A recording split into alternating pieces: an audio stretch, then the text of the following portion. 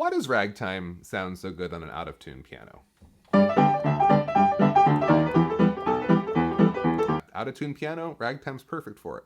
Why, though? Why? Well, there's a couple reasons. The first is that ragtime was popular music, right? You would go to the store, you'd buy a piece of ragtime sheet music, and you would bring it home to your piano at home and you would play it. And if people were anything like I am, getting your piano tuned is important, but it's also kind of expensive. And so a lot of people, would have pianos at home that were out of tune. Second reason is Hollywood.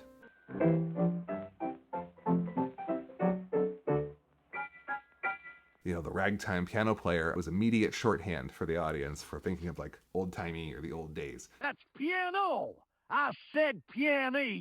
The third reason is honky-tonk pianos. You have Joe Finger's Car and Knuckles O'Toole and Johnny Maddox and people who, made a living making sort of old-time piano music on these upright pianos with thumbtacks and the hammers. It sort of cemented this idea that ragtime was meant to be played on these beat-up, out-of-tune, upright pianos. And that's great.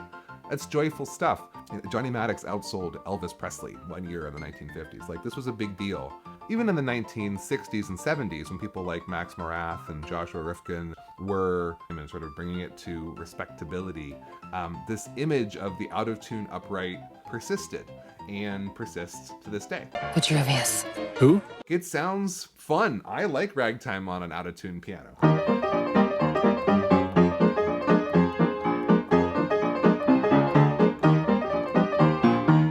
But it wasn't like it was, written specifically for out-of-tune pianos. In fact, I personally love listening to ragtime played on concert grands in perfect tune because for me, it's real music. It's not a special effect or a sound effect, it's real music.